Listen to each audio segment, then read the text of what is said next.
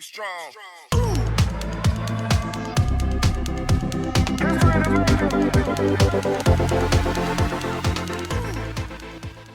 Hello everyone, welcome to Audio Bites. David Copperfield, a novel by Charles Dickens. This novel was among the bestsellers of the author and is also highly inspired by his own childhood experiences and phases of life. So let's get started with its episode 1. Beginnings. I was born in Blunderstone, Suffolk. We lived in a nice house with a garden and many trees outside. My father had named our house the Rookery because a type of bird, the rook, had nest in the trees all around our property. It was after my father's death and just before my birth that his aunt, Betsy Trotwood, came to our home. Things were about to change at the Rookery and my life was about to begin. Aunt Betsy marched into our house and gave everybody her opinions from the beginning. My nephew, David, was a good man, but like all men, he was a bit silly. My mother was usually shy, but on this occasion she told Aunt Betsy firmly that she did not like her to speak in an unkind way about my deceased father. Please, madam, I will not have you talk about my late husband in this manner. My husband, David Copperfield, was a good and honest man with a heart of gold. If this baby is a son, I shall call him David Copperfield like him, and I hope that he will be exactly like his father. Aunt Betsy folded her arms and stared at my mother. The baby will be a girl. I will be her godmother, and her name shall be Betsy.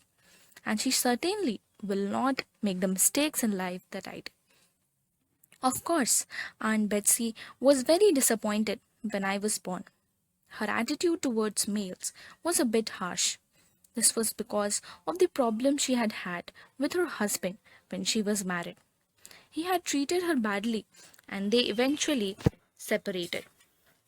Therefore, she seemed to feel that all men were wicked or silly and that they made women's lives difficult. When she first came, she knew that my mother was a young widow expecting a baby and with only one servant, Peggotty. Aunt Betsy had cleared that she had come to the rookery to help my mother look after me. Unfortunately, the fact that I was born a male was too much of a shock for Aunt Betsy. She couldn't bear it and left the house in a huff immediately after my birth. And so we were left all alone, just the three of us. Luckily, dear Peggotty was much more than a servant. She was a good friend to my mother and as to me as well. Although it did not seem at all like a good beginning for me. We made the most of our life together and were happy. In the evenings, on cold, wet days, my young and beautiful mother would sit with Peggotty in the parlor.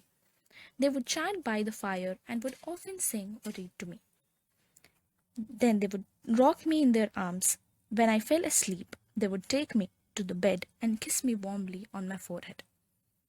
On Sundays, we would walk to the nearby church and visit my father's grave. Knowing that he was close by made me feel safe. Even though I was very young at the time, I have many tender memories of my early life. Those sweet moments will remain in my heart forever. I think back and sometimes laugh to myself when I remember particular moments from the peaceful and pleasant time. I used to think that Peggotty's plump red cheeks looked so much like apples that every time she went outdoors, I would tell her to take care.